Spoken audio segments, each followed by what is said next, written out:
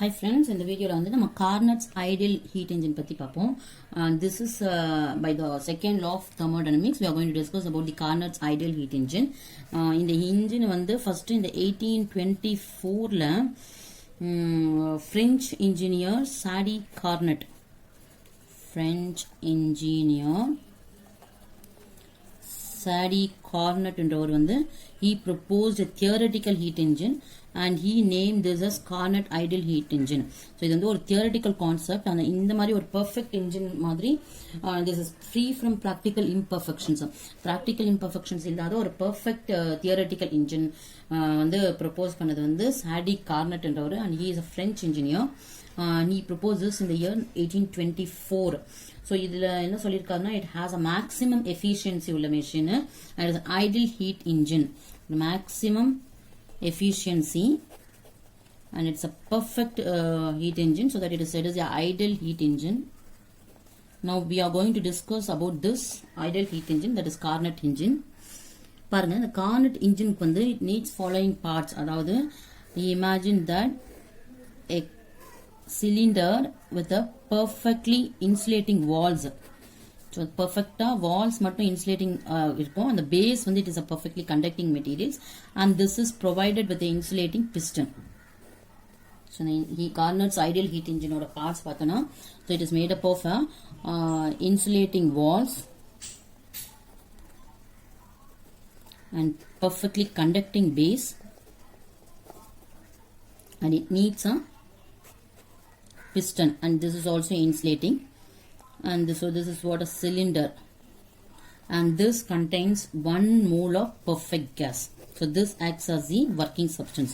So 1 mole of perfect gas acts as the working substance. Here let us discuss about the Carnot cycle. So the perfect operation the material undergoes some cycle, and that is said as the Carnot cycle. So the Carnot cycle பத்தி பார்ப்போம். First it is to obtain a continuous supply of work. The work substance it is subjected to a cycle of quasi-static operations. Quasi-static operation எல்லாமே தெரியும். அதாவது ஒரு thermal equilibrium constant ஒரு thermal equilibrium இந்த machine it is doing some continuous work. First process பார்த்தோம்னா என்ன நடக்குதுன்னா isothermal expansion. So the Carnot cycle it is explained using a graph. Pressure and volume, this is an indicator diagram. Already explained this in the last video. So in the pressure volume graph which Carnot cycle explain பண்ணலாம். So for example A என்ற stateல the gas molecules are present. So initially என்ன பண்றாங்க isothermal expansionக்கு இந்த cylinder perfectly conducting baseனால first it is subjected over a source, and that source it is maintained at a temperature T1. So it is a heat reservoir, and this is maintained at a higher temperature. So initially in the cylinder enna pandranga it is he imagine that this is placed over a source, and thus that source is maintained at a temperature T1, and in the condition la irukumbodhu idoda state A nu irukum, and the pressure and volume initially paatha P1 and V1. So inge heat energy supply பண்ணும்போது என்ன ஆகுதுன்னா expansion of the gas molecules it takes place.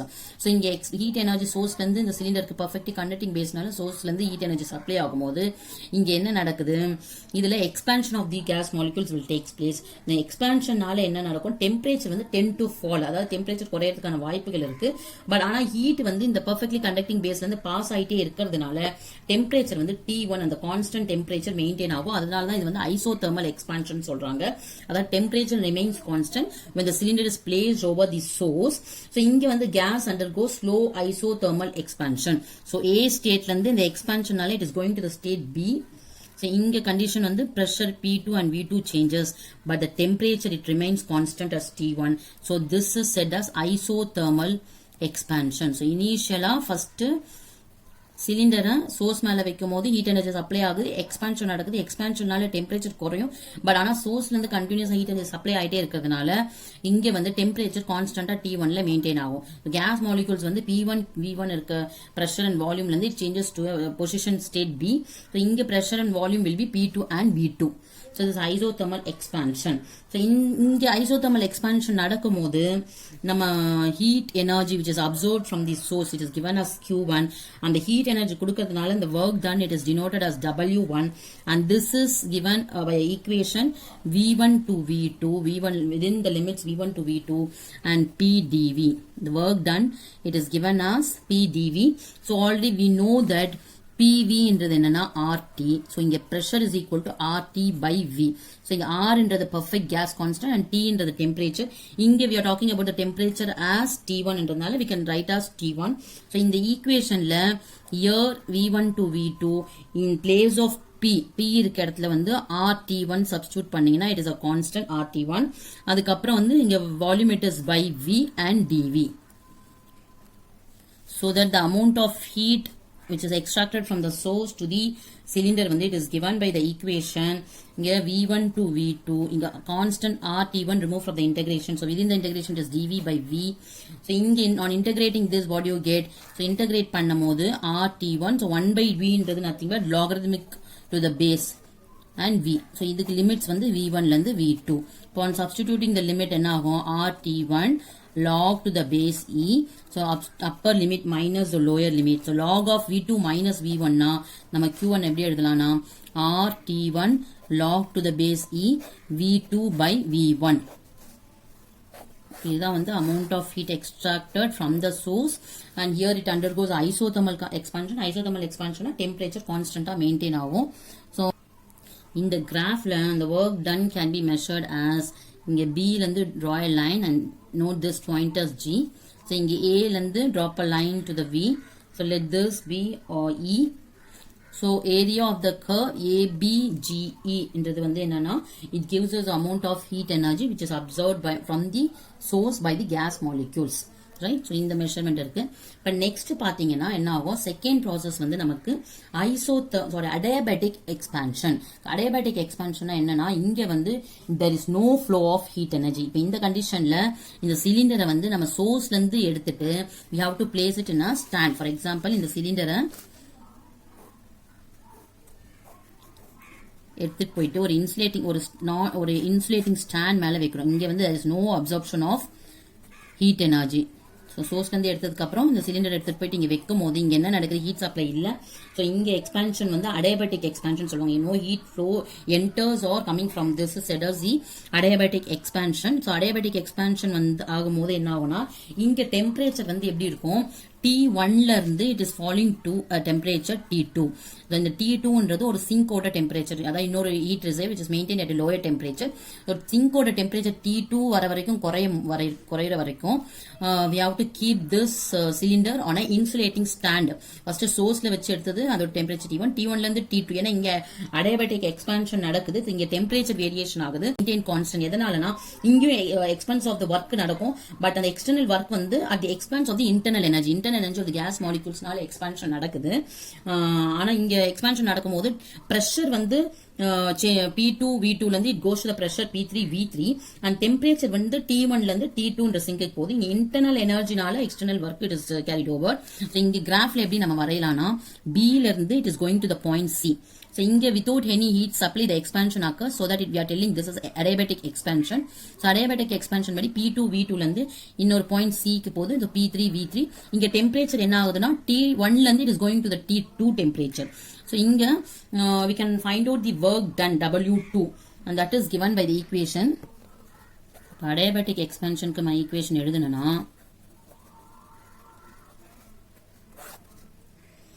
work done which is equal to இங்க volume changes வந்து V2 ல இருந்து V3, so P into dV. Now இப்ப இங்க P adiabatic expansion படி PV to the gamma which is equal to a constant that is equal to K. The gamma என்றது என்னன்னா it is a ratio between the specific heat capacity at constant pressure to the specific heat capacity to the at constant volume. Specific heat capacity என்னன்னா amount of heat required to raise the temperature for unit mass of the substance. ஒரு constant pressureல ஒரு unit mass of the substanceக்கு temperature rise பண்றதுக்கு தேவையான heat energy தான் வந்து specific heat capacity at constant pressure சொல்லுவாங்க. அதே constant volumeல நடக்கும்போது it is said as CV. So இந்த ratio வந்து it is said as gamma. So இங்க PV to the gamma it is equal to K. இதுக்கு ஒரு derivation இருக்கு. I'll tell in the next video. This equation we got by applying the first law of thermodynamics.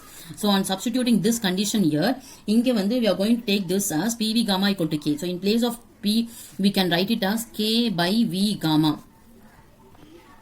இப்போ substitute பண்ணும்போது W2 equal to என்ன வரும், V2 to V3 P இருக்கிறதுல K by V to the power gamma and dV. இப்போ W2 equal to K என்ற constant வெளியில் எடுத்துட்டேன்னா so V2 to V3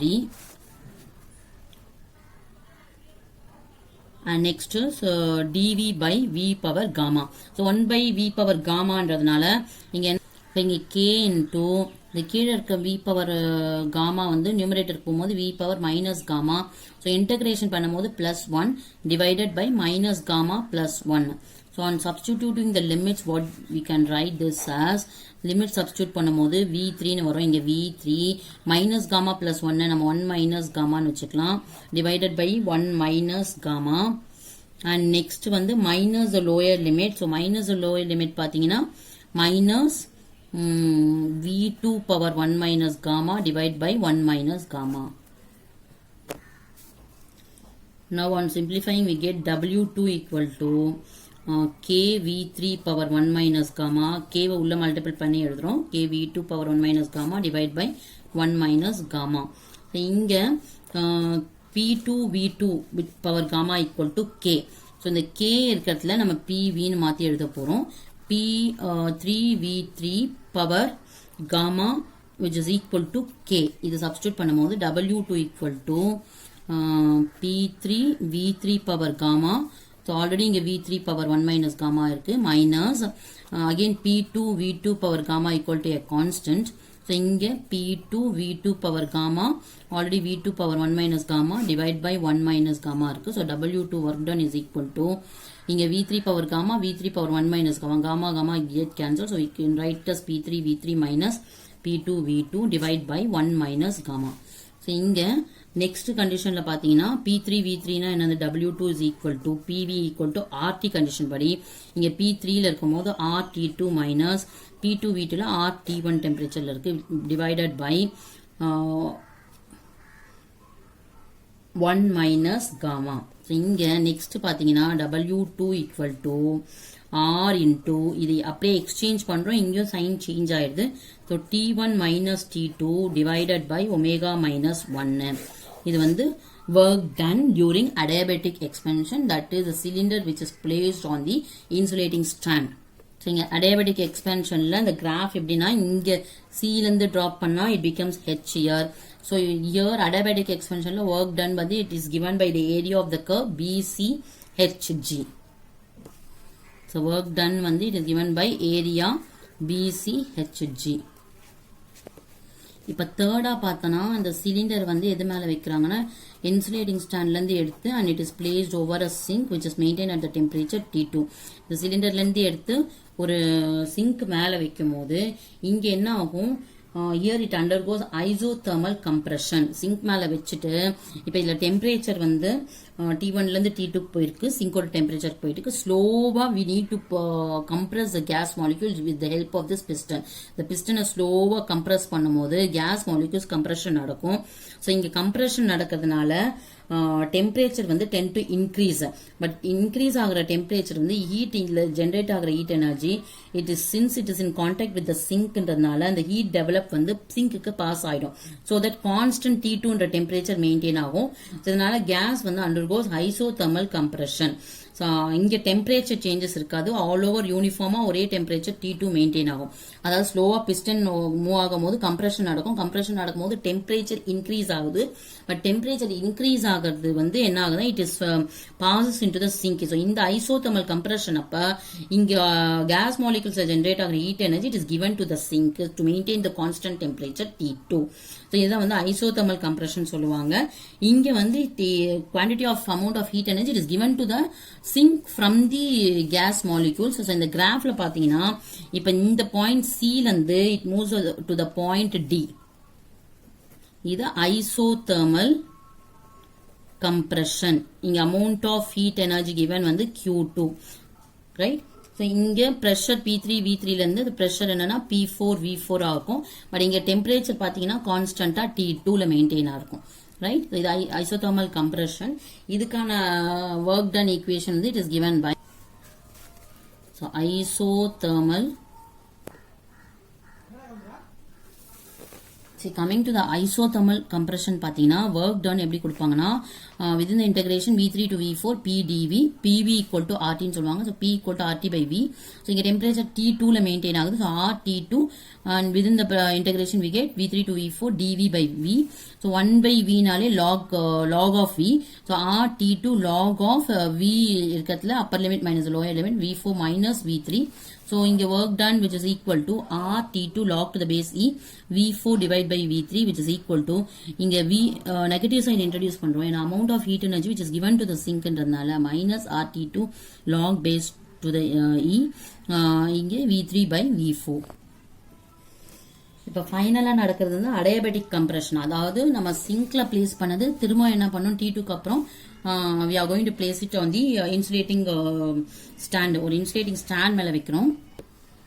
so இங்க வந்து இப்போ அடியாபெட்டிக் கம்ப்ரெஷன், அதாவது திரும்ப இன்சுலேட்டிங் ஸ்டாண்ட்ல வைக்கும் போது அடியாபெட்டிக் கம்ப்ரெஷன் நடக்குது. அடியாபெட்டிக் கம்ப்ரெஷன் மீன்ஸ் இங்க ஸ்லோவா பிஸ்டன் மூவ் ஆகும் போது இங்க கம்ப்ரெஷன் நடக்கும். ஸோ இதனால என்ன ஆகுதுன்னா டெம்பரேச்சர் ரைஸ் ஆகும். ஸோ இந்த அடியாபெட்டிக் கம்ப்ரெஷன் வந்து எது வரைக்கும் நம்ம கம்ப்ரெஷன் பண்றோம்னா இங்க திரும்பவும் கேஸ் மாலிகூல்ஸ் வந்து அகெயின் ஸ்டேட் ஏக்கு போற வரைக்கும், அதாவது டெம்பரேச்சர் T1க்கே திரும்ப பேக் டு த ஸ்டேட் போறதுக்காக இந்த கம்ப்ரெஷன் பண்றாங்க. ஸோ இங்க வந்து டெம்பரேச்சர் T1னா it completes one full cycle. So இங்க கிராஃப்ல வந்து இந்த ஸ்டேட் Dல இருந்து it is going back to the point A. So இங்க it becomes a temperature T1 to maintain the constant temperature T1. So in the P4 V4 ல இருந்து it is going back to the pressure P1 and V1 to complete one cycle. So இதுக்கு work done எப்படி equation எழுதலாம்னா adiabatic compression, the work done it is given as W4 equal to within the integration V4 it is going back to V1 and P dV. So here same as adiabatic expansion, இங்க adiabatic compression அதே மாதிரி steps PV gamma equal to K எல்லாம் substitute பண்ணா R into T1 minus T2, but இங்க negative sign we are introducing, it is going back to the same point divided by gamma minus 1 which is given by the area DFEAD. அதாவது கிராஃப்ல